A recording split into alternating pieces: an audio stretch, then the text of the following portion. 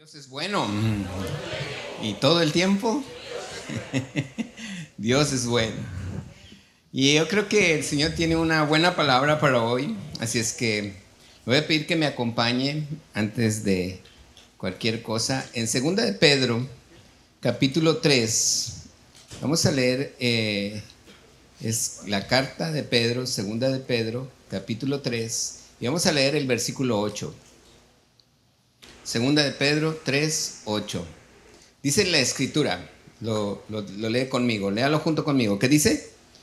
Mas, oh amados, no ignoréis esto, que para el Señor un día es como 1000 años, y 1000 años como un día. Otra vez leámoslo juntos. Dice, mas, oh amados, no ignoréis esto, que para con el Señor un día es como 1000 años, y 1000 años como un día. Cierra sus ojos, dile: Padre, ayúdame en esta hora, Señor, a comprender tu palabra, lo que tú tienes para mí. Señor, las cosas que tú quieras hoy en mi vida hablar a lo profundo de mi corazón, háblame, Padre. Dile: yo quiero, Señor, entender, comprender, sabiduría, saber que de una u otra forma mi vida está en tus manos, que nunca me dejas, Señor, que nunca me abandonas, que siempre estás conmigo, que a pesar de cuando yo o no te escucho, Señor, o no te siento, sé que tú estás conmigo, porque esa es la fe que tú has puesto en mi vida. Hoy te doy gracias, te doy gloria, te doy honra, Señor, y yo sé que tú me enseñas a entender estos tiempos que estoy viviendo, en el nombre precioso y poderoso de Cristo Jesús. Amén. Hace 15 días compartía con respecto a Marta y María. No sé si usted se acuerda. Marta era una mujer que invita a Jesús a comer, y llegando Jesús a la casa de Marta y María, dice la palabra que María se sentó a los pies mientras Marta estaba preocupada. ¿Sí se acuerda de esa palabra? Esto, lo que a lo mejor probablemente a mí o yo hubiera querido compartir o decir un poquito más a fondo, es realmente lo que Jesús le estaba diciendo a Marta. Usted escucha y dice: Marta, Marta, afanada y turbada estás. Dice: pero María escogió la mejor parte y no le será quitada. Yo lo que puedo entender es de esta manera, decirlo de esta manera, es decirle: Marta, Marta, el problema no es María, el problema no lo tiene María, el problema lo tienes tú. Básicamente, Jesús le está diciendo a Marta: María no es la del problema eres tú. Y eso, como que obviamente hay muchas formas de decirlo, pero lo bonito es que Jesús siempre tiene la gracia para hacerlo. ¿Verdad que sí? Lo dice con más gracia. Y a lo mejor uno pudiera decir: bueno, entonces, ¿de qué forma puedo yo comprender la manera en la que Jesús siempre hablaba? Porque Él hablaba con gracia, Él hablaba con sabiduría. Dice la escritura, vamos a leer Lucas capítulo 2, versículo 40. Lucas capítulo 2, verso 40. Y dice la escritura, léalo junto conmigo, Lucas capítulo 2, verso 40. Dice: y el niño, fíjese bien, está hablando del niño. Cuando Jesús, ¿qué? Cuando Jesús era pequeñito. Dice: el niño crecía y se fortalecía y se llenaba de sabiduría. Dice: y la gracia de Dios, ¿qué dice? Fíjese bien, léalo bien. ¿Y la gracia de Dios qué? Era sobre él. Ahora, fíjese bien, vamos a comparar este versículo con el versículo 52. Ahí mismo dice Lucas 2, 52, dice la palabra: y Jesús, ¿qué? Crecía en sabiduría y en estatura y en gracia para con Dios y los hombres. ¿Alguien puede notar la diferencia entre el versículo 40 y el versículo 52 que pudiera mencionar? ¿Cuál es la diferencia entre el 40 y el versículo 52? A ver otra vez, fíjese bien. El verso 40 ahí está. El niño crecía y se fortalecía y se llenaba de sabiduría, y la gracia de Dios, ¿qué? Era sobre él. Ahora fíjese lo que dice el 52. Dice, Jesús crecía en sabiduría, en estatura y en gracia para con Dios y los hombres. ¿Hay alguna diferencia? Sí, ¿cuál es la diferencia? En una era niño, y cuando él era niño, dice la palabra, verso 40, que la gracia de Jesús, la gracia de Dios era sobre él.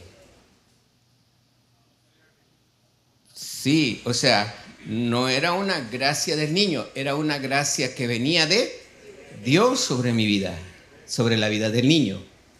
En el versículo 52, la gracia ya no viene de Dios, la gracia nace de Él, crece de Él, para con Dios y para con los hombres. Quiere decir que eso es algo que ocurre en nuestras vidas. En muchas ocasiones usted y yo podemos recibir una palabra que viene de Dios hacia mi vida y su gracia está sobre mi vida. ¿Por qué? Porque cuando yo recibo una palabra de parte de Dios, algo profético, algo que Dios me hable en la Biblia, y dices, oh, mira, aquí dice la palabra, oye, esto está impresionante, creo que esto es para mí. Entonces la gracia de Dios está sobre tu vida. Amén. Pero no quiere decir que llegue el momento en solamente estar dependiendo de la gracia de Dios, sino que también llega un momento donde ya esa gracia está sobre mi vida y mi vida tiene que desarrollar, tiene que hacer crecer lo que Dios a mí ya me entregó, para que ya no haya una gracia que solamente venga de Dios, sino que es una gracia que de mí sale para con Dios y sale para con los hombres. ¿Estamos aquí? Entonces, es importante ver cómo Jesús me pone un ejemplo sobre la gracia. ¿Para qué necesito la gracia? Déjeme le digo algo. Siempre desde que llegamos aquí, yo recuerdo que todo esto era no había esto, no había aquello, no estaba la pared completamente allá, la tarima estaba de aquel lado, donde usted puede ver allí lo grises porque estaba todo eso llena de alfombra. Cuando quitamos la alfombra se vino el piso y tuvimos que volver a picar y poner esa parte, pusimos eso, la cafetería no existía de esa manera, era el salón que está hasta la esquina, era la cafetería. Y tenían todas las ventanas abiertas. Y recuerdo que cuando ensayaban aquí el grupo de alabanza, la alabanza se oía hasta los tacos. Y se oía tan fuerte allá que a veces a mí me decían los taqueros, oiga, bájale. Y pues la verdad es de que no estaba aislado, no tenía el aislamiento acústico para el calor o para el frío, no había muchas cosas que usted ahora puede ver, pero esa manera en la que estaba es que la música se oía hasta allá. Y pues no, realmente a mí no me afecta el que, pues qué padre que escuchen todos, pero hay leyes, hay normas que a mí me dictan que también los vecinos se pueden molestar y disgustar y reportarme porque yo tengo que tener un cierto nivel de ruido dentro de la iglesia. Y no solamente por eso, sino también por salud. En la vida de cada uno de nosotros tiene que haber un cierto nivel de sonido para que yo no sea afectado. Pues hicimos todos los cambios y todo, y ahora mi problema es el siguiente, que de repente yo veo que allí afuera, el de los tacos, yo me llevo muy bien con todos, los taqueros de la mañana, los taqueros de la tarde, y la verdad es de que digo, Señor, bueno, pues a veces no sé si le ha tocado, no hay manera de pasar porque la gente está haciendo fila incluso en la calle y piensan que es parte de los tacos y uno dice, pero yo voy a pasar, ¿verdad? Y total, siempre yo he platicado con el de los tacos y decirle, oye, ten cuidado en esto, ten cuidado en lo otro. Pero ha habido varios domingos donde también ponen su bocina y la ponen con todo volumen. Y entonces me dice Marcos, el que está compartiendo aquí, o los que comparten con los prejuveniles, dice, oye, hoy estuvieron buenas las cumbias. Le digo, ¿cuáles cumbias? Dice, las de allá abajo, dice. Entonces, hoy amaneció un carro que se descompuso desde ayer y lo pusieron en una área, su camioneta la pusieron más adelante. Yo dije, ya me están extendiendo más el de los tacos, ¿verdad? Y entonces yo en la mañana llegué un poquito así como molesto, como diciendo, ¡ay! Y le platico a uno de los discípulos, digo, ¿qué hacemos? Vamos a meter la denuncia en pública, anónima, y dije, me vine a orar y Señor, dame de tu gracia, dame de tu gracia, dame de tu gracia, porque no estaba el dueño.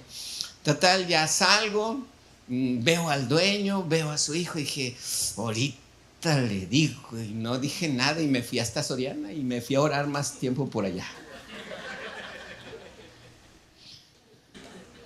Total, ya cuando venía, ya no estaba su hijo, pero estaba el dueño y hablo con él. Dice, ¿cómo está? ¿Cómo está? Y empiezo a platicar bien con él, normal. Digo, oye, fíjate que, pues, no, hombre, dice, ¿qué cree, pastor? Pues este carro me lo pusieron allí. Ah, no es tuyo, porque yo pensé que era de él, ¿verdad? Y ya me está queriendo ganar más lugar. Dice, no, hombre, ahí me lo pusieron, pues allá amaneció. No, temor me da con usted, me dijo. Y yo dije, a ver, síguele platicando. ¿Vas bien? Y ya me dice, no, es que la verdad, pues sí, este carro, pero pues no sé de quién es, no han venido. Ok, no, pues no se preocupe, pero le voy a pedir un favor. Mire, también la bocina que usted tiene ahí, no me la ponga tan alto, le digo, porque yo ahí arriba tengo un grupo de conferencia en ese salón y a veces se oye más fuerte lo de aquí que lo de allá. No, si ya les dije aquí a los muchachos, estos muchachos, y empezó a decir, tranquilo, tampoco les vaya a pegar, le dije yo. Ya, me despedí con él, no me dio unos tacos, no me dio nada, pero platiqué con él muy bien, nos saludamos, muchas gracias, bye, no, cualquier cosa, pues aquí estamos, pastor. Me vine y yo le dije, gracias, Señor. Gracias porque si ha salido el Paco que vino hace como media hora, quién sabe cómo me hubiera ido a mí. ¿Cuántas veces nos pasa lo mismo? ¿Cuántas veces estamos así entendiendo algo que yo tengo que hacer y es por esto y por lo otro, porque es justo, porque el otro no es justo y el que lo está haciendo no es justo y yo lo que estoy haciendo es justo? Y olvídese. Y nos vamos a la forma de la justicia, ahora sí que a la ley. Yo ya le iba a hablar y me puse, y si usted va ahí a mi computadora va a ver una página, las leyes sobre el ruido en Tijuana, me sé el número.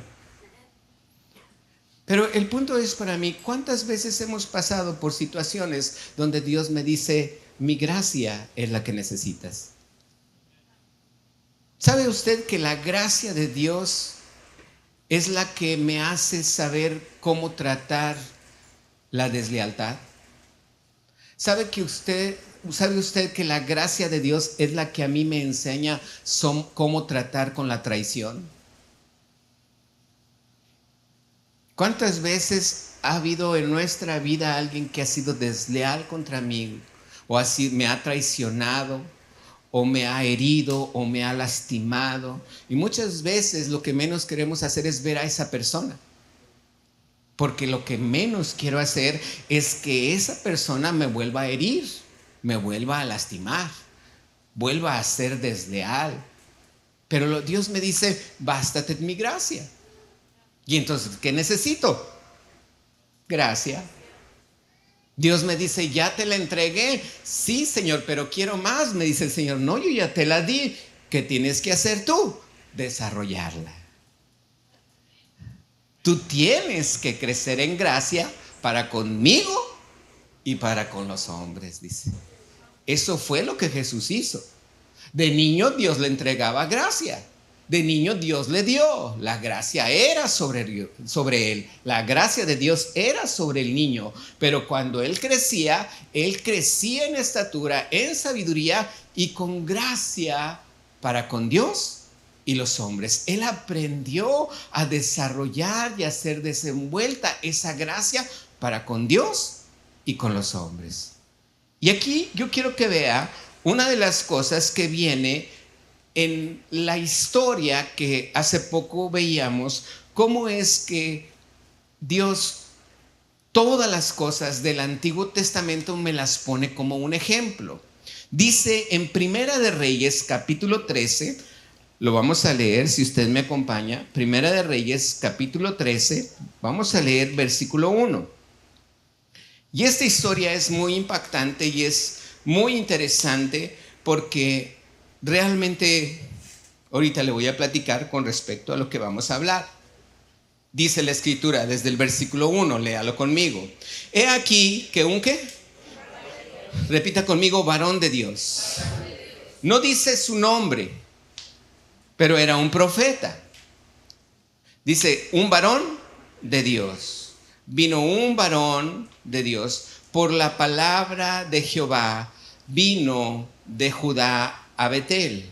Y estando Jeroboam junto al altar para quemar incienso, aquel varón, o sea, el profeta, clamó contra el altar por palabra de Jehová y dijo, léalo conmigo, altar, altar, así ha dicho Jehová, he aquí que a la casa de David nacerá un hijo llamado Josías, el cual sacrificará sobre ti, o sea, sobre el altar que había creado Jeroboam, a los sacerdotes de los lugares altos que queman sobre ti incienso y sobre ti quemarán quemarán huesos de hombres. Vuélvalo a leer juntamente conmigo, desde el versículo 1 y 2. He aquí un varón de Dios, palabra de Jehová, vino de Judá a Betel, y estando Jeroboam junto al altar para quemar incienso, aquel varón clamó contra el altar por palabra de Jehová y dijo, altar, altar, así ha dicho Jehová, he aquí que a la casa de David nacerá un hijo llamado Josías, el cual sacrificará sobre ti, está hablando del altar, sobre ti a los sacerdotes de los lugares altos que queman sobre ti incienso y sobre ti quemarán sus huesos. Interesante esta palabra, porque aquí me está hablando de un profeta, un varón de Dios, que está dando una palabra profética diciendo que un día nacerá un niño de la descendencia de David llamado ¿qué? Josías. ¿Llamado qué? Josías. Ahora fíjese bien, vamos a leer Segunda de Reyes, vamos a ver el cumplimiento de esta profecía. Segunda de Reyes, capítulo 23. Segunda de Reyes, capítulo 23, versículo 16. 23, 16. Vamos a leer desde el versículo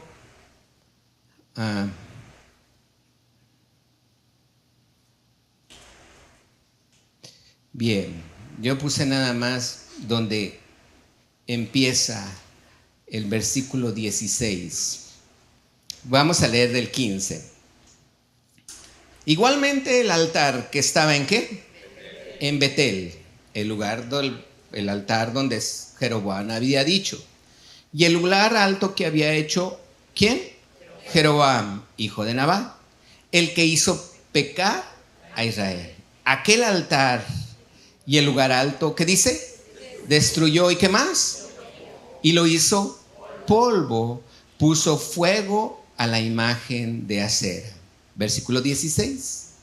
Y se volvió Josías y viendo los sepulcros que estaban allí en el monte, envió, ¿y qué dice?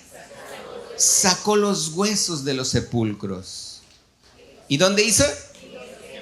Los quemó sobre el altar para contaminarlo, conforme a la palabra de Jehová que había profetizado el varón de Dios, el cual había anunciado esto. Versículo 17. Interesante se pone, ¿verdad? Después dijo: ¿qué monumento es este que veo? Y los de la ciudad le respondieron: este es el sepulcro del varón de Dios que vino de Judá y profetizó estas cosas que tú has hecho sobre el altar de Betel. Versículo 18. Él dijo: dejadlo, ninguno mueva sus huesos. Y así fueron preservados sus huesos de ese varón y los huesos del profeta que había venido de Samaria. Qué bonita palabra cuando uno entiende que Dios tenía un plan. Había un plan en este caso para ese altar que Jeroboam había construido, para que había hecho pecar al pueblo de Israel. Viene este rey, hace pecar al pueblo de Israel, construye un altar, y ese altar Dios no lo había pedido, Él lo hizo. El pueblo de Israel, en vez de ir a sacrificar a Judá, venía a sacrificar ahí a ese altar que estaba allí en Samaria. Viene el profeta, le dice: este altar será destruido, voy a quemar a los huesos de los profetas que aquí han quemado. Y dice ese varón, dice: ese niño es lo que va a hacer. Cuando nazca ese niño, y se va a llamar, ¿cómo? Josías. Ahí va lo interesante. Platicando yo con mi esposa, dice la palabra que este Josías nace aproximadamente alrededor de entre 350 o 380 años después de que el varón de Dios profetizó. Entre 350 y 380 años nació Josías. Sin embargo, Dios ya le había dicho a un profeta que iba a nacer. Qué interesante. Yo puedo ver que en muchas ocasiones hay jóvenes que me dicen: pastor, es que mi promesa Dios no me la ha entregado, pastor. ¿Y cuándo te dio la palabra? Hace 3 meses. Y ya lo quiere. Y hay veces que así somos. Muchas veces estamos: Señor, ¿y cuándo me vas a dar? ¿Y cuándo me vas a dar? Ya van 7 meses, ya va 1 año, ya van 2 años. Y todavía no se cumple, Señor. ¿Cómo, Señor? Oh. Aquí pasaron 380. Vamos a tener en promedio unos 375 años. Y me vuelve a mi cabeza el pensar cómo es que 1000 años para el Señor es un día. Entonces me puse a hacer las cuentas: 380 y hago una regla. 9 horas para el Señor. ¿Qué tanto fue? Para Dios no pasó mucho tiempo, ¿verdad que no? Desde que el profeta dijo hasta que nació Josías, fueron 9 horas para el Señor. Jesús dijo que iba a regresar. Como 6 amenes, amén. Jesús dijo que iba. ¿Lo cree usted? Amén. Y no ha regresado. Y ya van 2000 años. ¿Pero qué dice el Señor? 2 días. Si no es tanto. Imagínense ¿Cómo nos ponemos a pensar muchas veces que de repente yo estoy esperando el cumplimiento de algo y de repente no viene? Viene un profeta que ni siquiera es conocido, un profeta anónimo que nadie lo ubica y da la palabra, y esa palabra se cumple tal y cual dijo 370 años después, y hace precisamente Josías todo lo que ese profeta había dicho. No porque Josías había dicho, a ver, los papás, ¿cómo se va a llamar este? Porque este es el que va a ser. No, todo está en las manos de Dios. Todo está en sus planes. Su vida está en los planes de Dios. Si Dios le dio una palabra, lo único que usted y yo tenemos que hacer es creerla. No más una persona aquí. Lo que tenemos que hacer es ¿qué? ¿Qué tenemos que hacer? Ok, le voy a poner otro ejemplo. Viene en Génesis capítulo 37, versículo 2. Génesis capítulo 37, verso 2. Dice la escritura, Génesis 37, 2. Ahí viene en su versículos. Dice, esta es la historia de la familia de Jacob. José, léalo junto conmigo, que dice, siendo de edad, ¿de cuántos? 17 años, apacentaba las ovejas con sus hermanos, y el joven estaba con los hijos de Bila, los hijos de Silpa, mujeres de su padre, e informaba José a su padre que era medio chismosito José. Era un hombre ahí medio chismosito. Les decía, oye, fíjate que Rubén hizo esto y Zabulón le pegó y empezó a decirle así. Se empezó a buscar amigos, enemigos más bien dicho, ¿verdad? Se empezó a buscar enemigos. Fíjese, vamos a brincarnos el versículo 7. Versículo 7 dice la escritura, de este mismo capítulo. He aquí, él soñó que atábamos manojos en medio del campo, y he aquí que mi manojo se levantaba y estaba derecho, y que vuestros manojos estaban alrededor y se inclinaban al mío. Verso siguiente, verso 8, que dice, le respondieron sus hermanos. Como tenía tanta gracia José, y como que estaban bien enamorados de él, porque no era nada chismoso, dice, ¿reinarás tú sobre nosotros o señorearás sobre nosotros? ¿Y le qué? ¡Wow! Aún más, dice, a causa de sus sueños y sus palabras. Eso nos sacamos por creerle a Dios, pero no por muchas veces también faltarnos, que nos falte la gracia de poderlo compartir.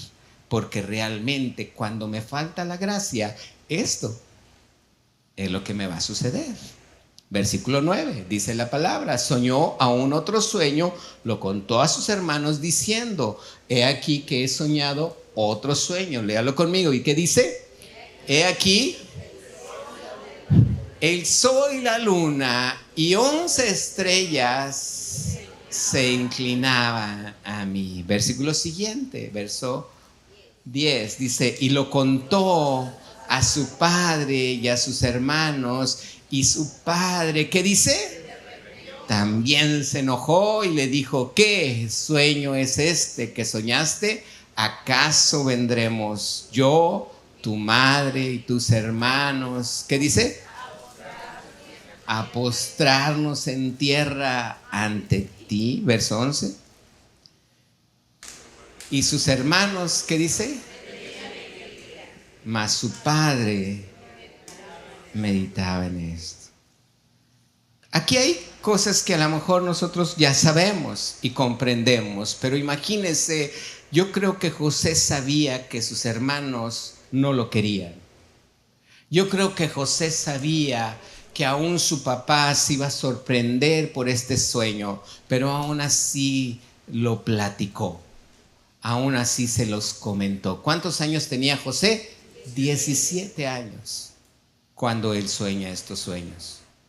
Y aquí es donde nosotros empezamos poco a poco a ver la vida de José y empezamos a meditar y a ver, José tuvo sueños y mi esposa ha predicado y ha dicho los sueños son una fortaleza para nuestra vida, porque a pesar de que estemos viviendo lo que estemos viviendo, el sueño para mí me mantiene sano, me mantiene fuerte, me mantiene en esa gloria, en esa esperanza de que no lo veo, pero un día llegará. Y así estamos muchas veces en nuestra vida, pensando en esos sueños fortalecidos, creyendo que Dios lo va a cumplir, creyendo que Dios lo va a hacer, y estamos luchando, pero el trayecto no es nada fácil. El trayecto a veces es lo más difícil con lo que uno se puede topar. El trayecto a veces uno es lo que piensa, es que en ese trayecto, cuando estoy viendo el cumplimiento de los años, me siento solo, me tienen envidia, me aborrecen. Y a veces digo yo, bueno, ¿y qué está pasando, Señor? Pues tú dijiste. ¿Y qué le dijo Dios? Sí, dame 3 minutos, dame 40 minutos y ahorita estoy contigo. Porque para el Señor es un día, 1000 años. ¿Cuánto es 17 más 13 años? ¿Cuántos serán 13 años? Ese no hice la cuenta. A ver, hágale a alguien que haga cuentas aquí.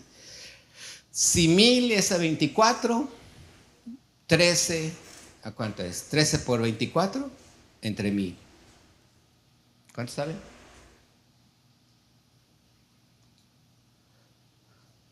¿Cuánto? No lo veo. 13 por 24, entre 1000. ¿No? Menos de una hora. Menos de media, porque punto 5, punto 31, estamos hablando, en media hora lo cumplo, le dijo el Señor a José. ¿Y sabe qué pasó en esa media hora para el Señor? O sea, en 13 años para José. Lo vendieron como esclavo. Entró a trabajar con Potifar. Su esposa lo acusó falsamente. Lo metieron a la cárcel y estuvo 13 años en la cárcel. 20 minutos para el Señor. Y a veces uno dice, te tardaste mucho, Señor. Y dice, me tardé 20 minutos. Pero no viste esos 13 años, cómo me fue.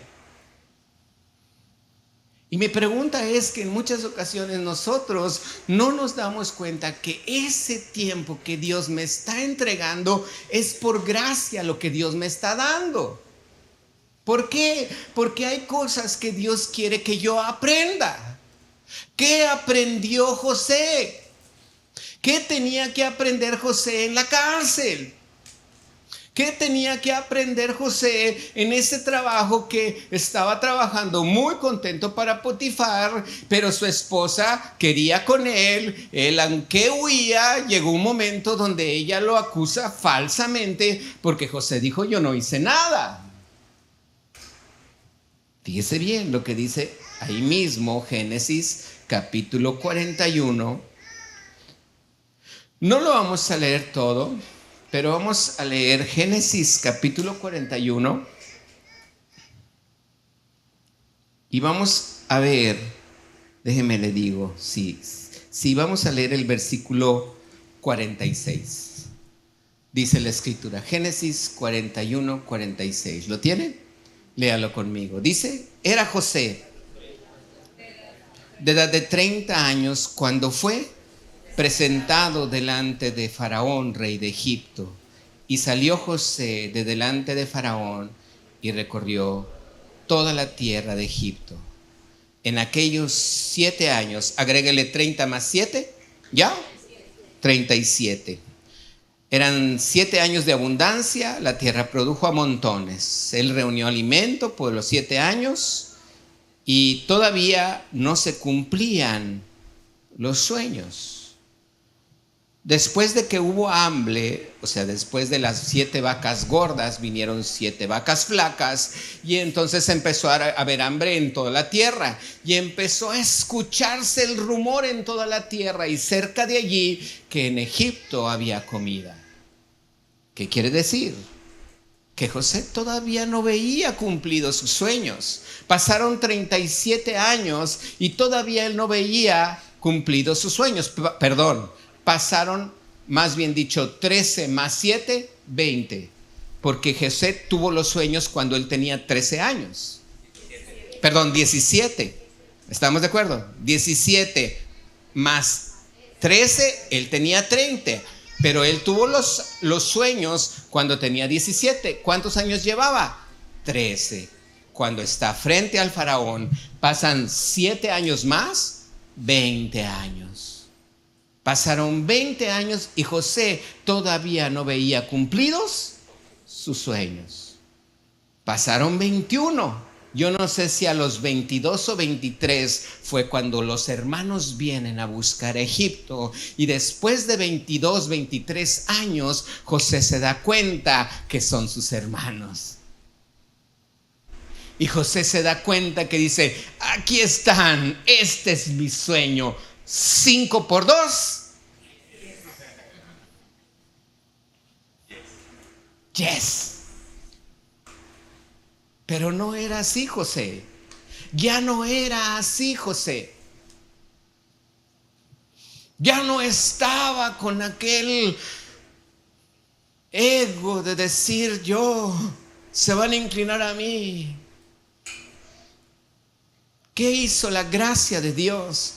La gracia de Dios no es que muchas veces nosotros, Dios no nos la haya dado, sino que muchas veces nosotros no la desarrollamos porque no estamos en el ambiente correcto. ¿Y qué dijo Dios?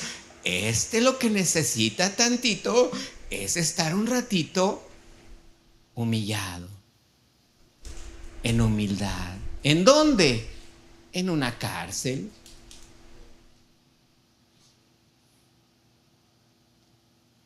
Wow. Cuando yo le digo al Señor: quebrántame, le digo: mejor en un desierto que en una cárcel. Pero Dios tiene un plan con nuestra vida, ¿lo cree? Él no se tarda. Para Él son minutos, pero para mí puede parecer una eternidad. Pero Dios cumple su palabra. Fíjese lo que dice. Voy a pedir el del teclado. Salmo 105, versículo 19. Lo voy a leer en varias traducciones, pero vamos a leer primero la Reina Valera 60. Salmo 105, verso 19, dice la Escritura. Salmo 100, léalo conmigo. Hasta la hora que se cumplió su palabra, el dicho de Jehová, ¿qué dice? Vamos a leer el 18, por favor, un versículo antes y luego el 19. Afligieron sus pies con grillos. Dice mi esposa que el 17, porque mi esposa lo dijo. Vamos a leer el 17, ¿vamos? Dice el 17: envió un varón delante de ellos, a José, que fue vendido por siervo. Verso 18. Afligieron sus pies con grillos, en cárcel fue puesta su persona. Verso 19. Hasta la hora, léalo junto conmigo fuerte, hasta la hora que se cumplió su palabra, el dicho de Jehová. ¿Qué dice? Le probó. En la palabra de Dios para todos, en esta traducción dice: José fue esclavo hasta que sucedió lo que él había anunciado. Eso fue lo que no vio José. El mensaje del Señor que José había recibido lo ponía a prueba continuamente. Ahí es cuando dice: el Señor le probó. La Nueva Traducción Viviente me gusta mucho, esta me leyó mi esposa. Dice, le lastimaron los pies con grilletes y en el cuello le pusieron un collar de hierro, hasta que llegó el momento de cumplir sus sueños. El Señor puso a prueba el carácter de José.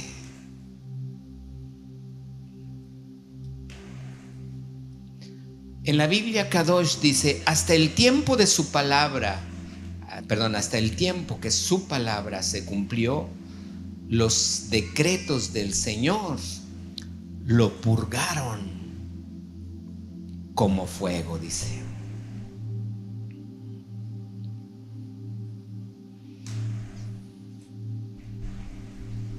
Creer en Dios es lo mejor que nos pudo haber pasado. Creer en la gracia que depositó en nosotros es lo mejor que me pudo haber pasado. Ver los tiempos del Señor con respecto a los míos ya no es tan agradable a mi vida, y no puedo decir que es lo mejor que me ha pasado. Pero ¿sabes qué dice Dios? Este tiempo que todavía no se cumplen tus sueños, dice el Señor, es lo mejor que te está pasando. ¿Por qué? Porque vuelvo a Marta y María. Y Jesús me dice, Paco, tu esposa no es la del problema. El problema lo tienes tú. Paco, tu relación con fulanita o con fulanito no es el problema, el problema lo tienes tú. Porque yo estoy tratando contigo. Yo estoy probando tu carácter. Yo quiero que sepas que este es el mejor tiempo que te está pasando. Gracias, Gabriel. Y por allá otro. Este, dice Dios, es el mejor tiempo que te está pasando. Porque yo estoy probando tu carácter. Porque yo quiero que sepas que Jesús, cuando era niño a la edad de 12 años, pasaron casi 20 años también.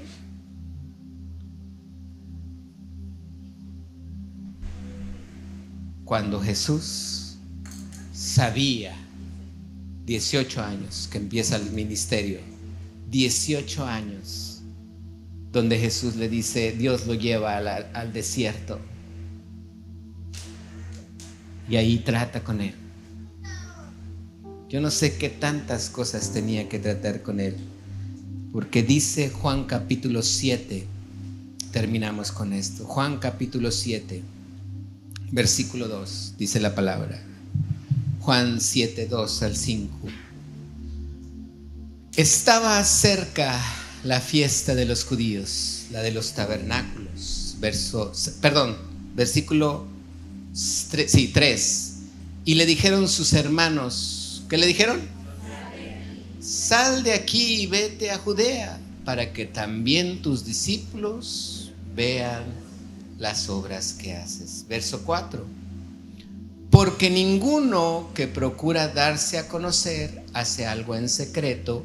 Si estas cosas haces, manifiéstate al mundo, le dijeron sus hermanos. Verso 5.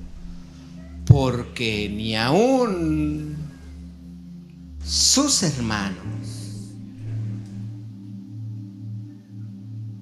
aún los hermanos de Jesús, no creían en él.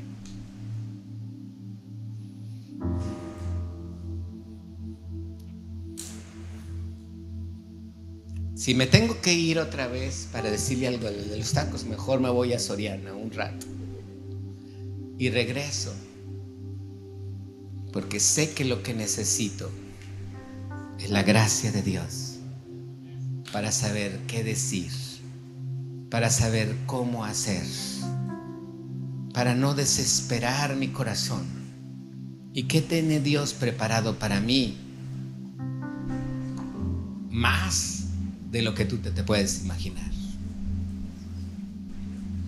Probablemente ahorita estés en el lugar en el que menos quisieras estar. Probablemente tus sueños están allí, donde sí se van a inclinar, donde sí se van a postrar delante de ti. Pero ¿con qué carácter lo vas a hacer? ¿De qué manera te vas a comportar ahí? Dios te dice, no. Quiero que estés preparado para ese momento. Quiero que tu vida sea glorificada, mi gloria sea mostrada en ti, que tu carácter sea mostrándome a mí, porque tú eres mi hijo y yo quiero lo mejor para ti, dice el Señor.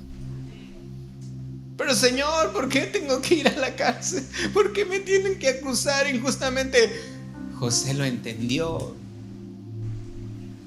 Y cuando vio a sus hermanos, cuando vio a su papá, cuando vio los sueños de Dios cumplirse, ¡guau! ¡Qué bendición! Dijo, Dios es bueno, dijo.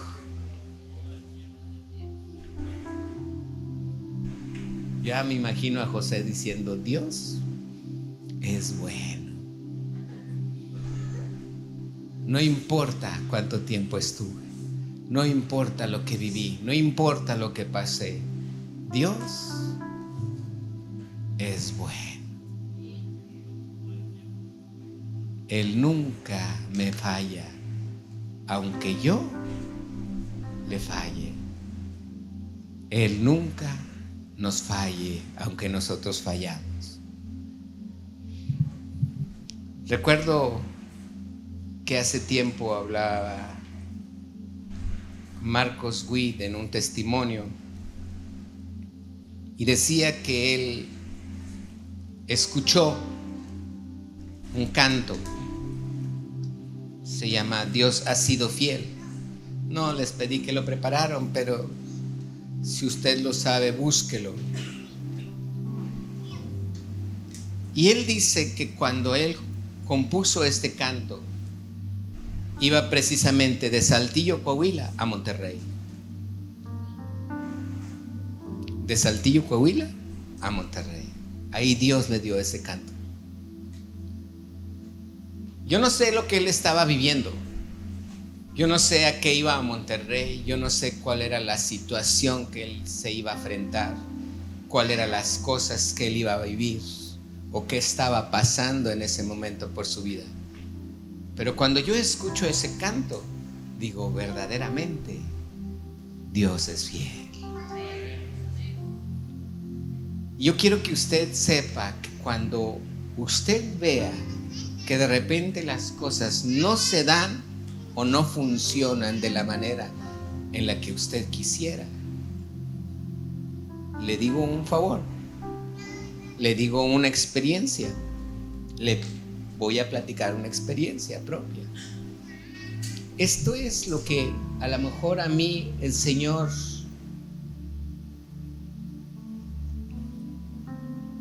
me ha mostrado, porque a mí me gusta mucho y tener esto era el sueño de mi vida, pero nunca lo tuve hasta muchos años después. Pero ahora que lo tengo, yo recuerdo que este sueño llegó un momento donde lo saqué de mi corazón. Y así como Dios le dice a Abraham, dame a tu hijo, al que amas, entrégamelo. ¿Qué hizo Abraham? Le dijo, dame a tu único. Dios sabía que a pesar de que tenía a Ismael, en el corazón de Abraham nomás había uno. Y le dijo, entrégamelo, dámelo. Abraham sacó ese sueño y lo puso en el altar y se le entregó a Dios. Él no sabía si Dios se lo iba a regresar o no. En ese momento dijo, a lo mejor pues se tardó 100 años en entregarme un hijo. Pues a lo mejor Él me puede dar otros 200 años a mí y a Sara y me dará otro hijo. Yo no sé el que pensaría Abraham. Yo no sé qué fue lo que él pasó por su cabeza. Yo no sé si él pensaba que iba a resucitar Dios en ese momento o le iba a dar en ese momento otro, no sé. Pero lo que sí sé que Abraham hizo es que él lo sacó de su corazón y lo puso en el altar. Dije, Señor, si tú lo vas a cumplir con él, si tú me vas a dar otro, si tú vas a resucitar, no me interesa. Pero para que veas que aún mis sueños, si tú quieres tratar en mi carácter, aún mis sueños, Señor, que tú me diste, yo te lo entrego. Wow.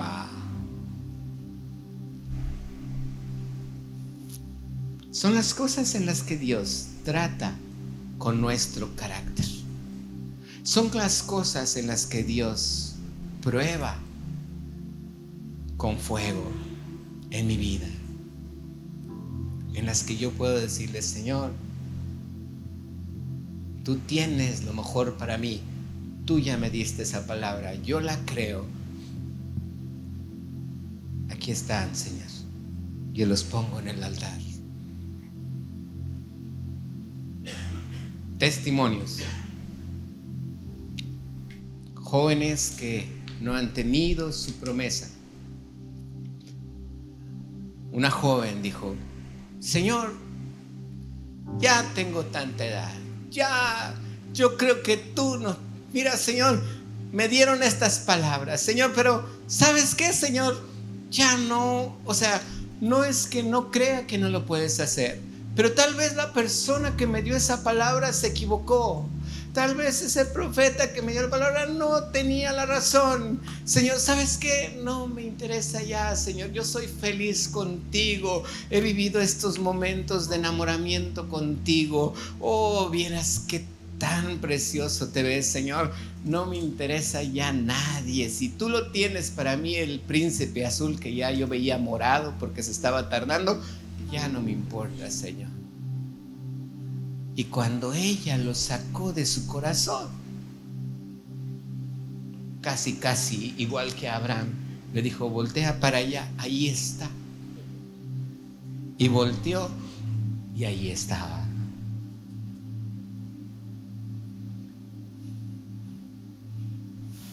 ¿Se ha tardado la promesa? ¿Se ha tardado la palabra? Parece ser que no va a llegar. Te tengo un secreto. Sácalo de tu corazón y ponlo en el altar. Y dile, Señor, tuyos son los tiempos. Disfruta el grillo en los pies, en las manos. Disfrútalo. Porque pronto vas a salir. ¿Lo crees? Dios es bueno, ¿verdad que sí? Póngase de pie entonces. Padre, te damos toda la gloria, Señor. Prepare su corazón hoy. Prepare hoy su corazón. Dile, Señor, tuyos son los tiempos, Padre. A veces yo lo veo tan difícil. A veces yo veo que no es ni siquiera el clima adecuado. A veces yo veo que muchas cosas, Señor, ni siquiera están pasando como yo quisiera que pasaran, Señor. Pero dile, hoy voy a disfrutar este tiempo, porque sé que lo que ahora estás haciendo es tratar conmigo, Señor, con mi carácter, Padre. Dile, ayúdame, Señor. Toma esa promesa hoy simbólicamente de tu corazón. Tómala con tus dos manos. Sácala ya de tu corazón y entrégasela al Señor. en un acto simbólico y dile: Señor, aquí están mis sueños, aquí está mi esperanza, aquí está, Señor, eso que tanto he estado orando por él, Señor, porque tú, Señor, me dijiste que así lo pidiera. Porque tú mismo, Señor, me lo entregaste. Tal vez pensé que tú lo harías de una forma o de otra, Señor, pero ahora veo, Señor, que tus tiempos son mejores que mis tiempos, Señor, que tus tiempos son más cortos que los míos, Señor. Dile: gracias por enseñarme esta palabra, gracias por aprenderme a vivir y ver las cosas como tú las ves, Señor. No hay duda que mi vida está en tus manos, que tu gracia, Señor, está sobre mí y que yo tengo que tener la fuerza suficiente para tratar a través de tu gracia con cualquier traición, con cualquier deslealtad, con cualquier situación que en mi vida haya sucedido. Dile: hoy te creo a ti, Señor, y yo sé que muy pronto, Padre, tú estarás transformando mi vida a través de este tiempo, tal vez en un desierto, tal vez en una cárcel, tal vez en el lugar donde menos me imaginé que iba a estar. Dile: pero tú a mi lado, Jesús. Dile: Señor Jesús, tú a mi lado, todas las cosas se vuelven mejor que antes.